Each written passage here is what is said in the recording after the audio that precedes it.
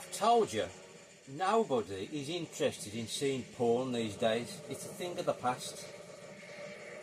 So, just forget that idea. Sorry about that. Yeah, on with the show.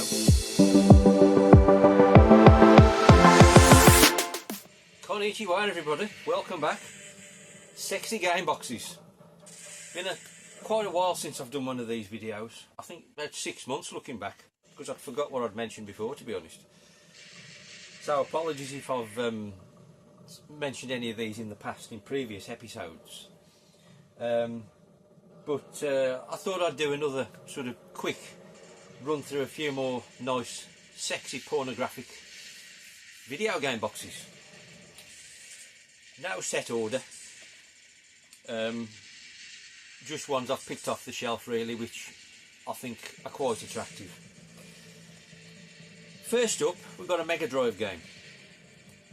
And we've got Fatal Fury. Obviously this is the Japanese version. PAL version's not a bad box, I don't think, to be honest, but I do love this one. The artwork on that, just look at that. I mean, it helps that it's a really, favourite game of mine, but such an amazing box. I mean, I think this is much nicer than the sequel. It's not so, I mean, the back's nice. That's kind of reminiscent of the original Neo cover, really. But I've got to say, that's an absolute beauty, in my opinion. That's Fatal Fury. I didn't think where I was going to put this stuff. Right, I've got another Mega Drive box now. And to be honest, I love this game, but I'm not really keen on the actual... I love the box, but I'm not really keen on the game. And it's an expensive game, so I just bought the cart only because, like I said, I don't like the game, and I put it in my own sort of repro box. So that's what I've got here. I mean, I'd love the original one, but like I say, I'm not very keen on the game, but the box is something else. Arrow flash, obviously. And the PAL box for this one's awful in my opinion, but this one is on another level. Just the artwork on it. The colours aren't quite right on this one, I've got to say, this repro one of mine. But it'll do me, unless I ever drop on an absolute bargain, obviously, I'll buy the proper one. But it's just a stunning box. Magnificent. Slight change of pace. Now this one, it's amazing artwork.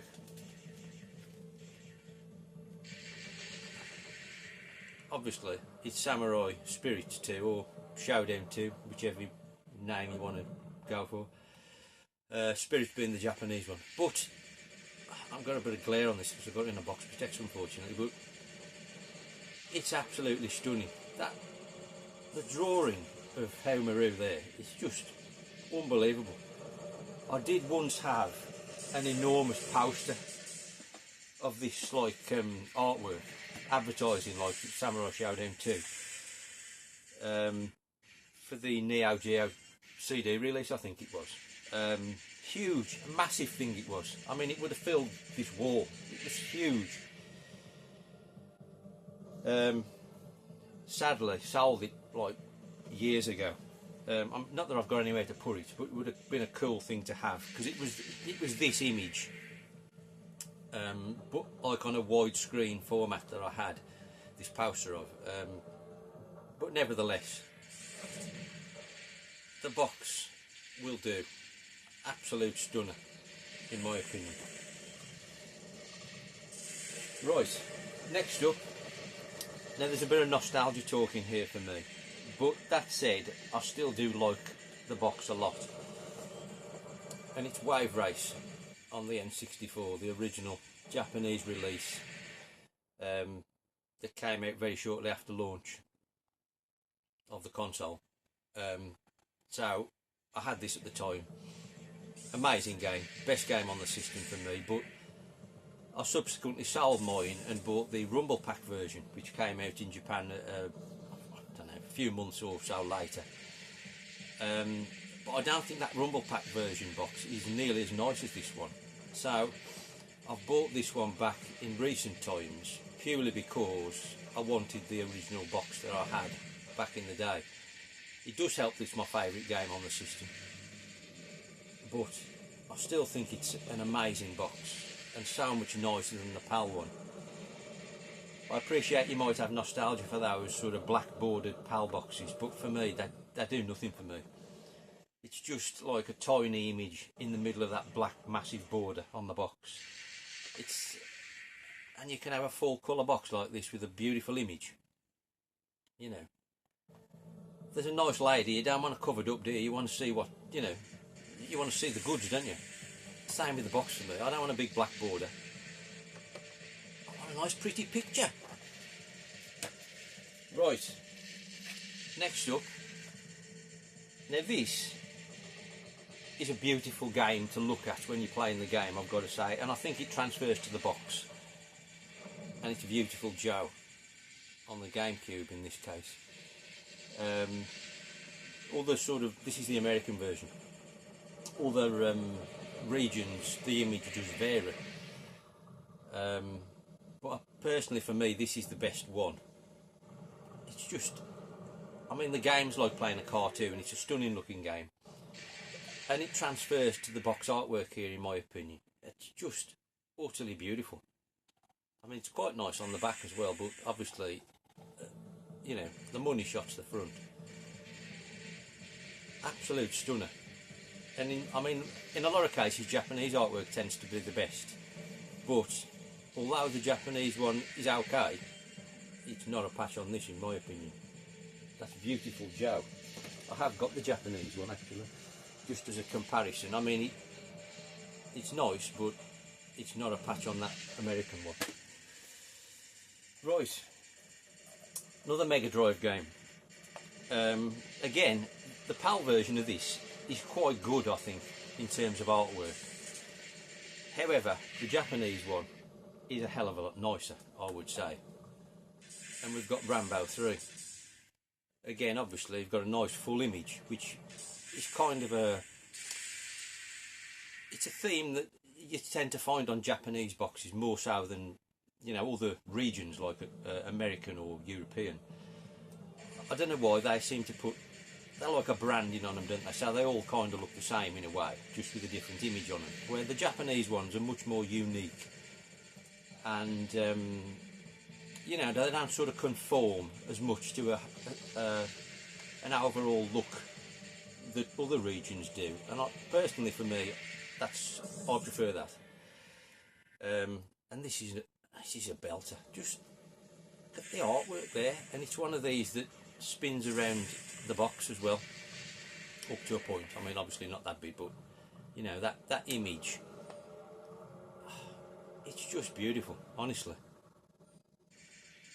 So I mean, I've said it before, but for me, the Japanese Mega Drive boxes, along with probably Super Famicom and probably Japan 64, I think they are probably my three favourite overall in terms of sort of quality of beautiful box artwork. There seems to be more on those formats than there does on other formats for me, but that's just me. It'd be a boring world if we all like the same shit, wouldn't it? You know. Right, I've got three more to show, and this is in no way influenced by my current collecting habits. I just thought I'd throw that out there. So, I think this may have been on my last pickups video actually. So, obviously, if you've been watching recent videos of pickups, you'll know I'm so far down the Atari rabbit hole now, I'm lost to it. A torch is no longer bright enough for me to return to Earth. I need some kind of supernova. However, that said, I'm loving it, and it's opened my eyes to sort of more vintage box artwork in the forms of Atari boxes. something, because I've never collected it in the past, it's never really, although I've known about it, it's never been sort of at the forefront of my mind to sort of hold it in this regard. However, now I've started collecting it, I have sort of awoken to the beauty of it. And although it's primitive in some ways, and you would probably never get it on artwork of today, I think there's something beautiful in that nostalgia and that sort of innocent, primitive style, where you were buying games purely on the box. Because in a lot of cases, on Atari stuff, there were no screenshots on the box. So you were buying it on the box alone, so the artwork had got to sell you the game. Because obviously, you know, there was no internet, there was nobody reviewing stuff on YouTube, there was nobody sort of on the telly talking about it. You might have had a magazine, possibly, but probably not. You were buying it purely on the box, and so they made the effort. So anyway, Demon Attack.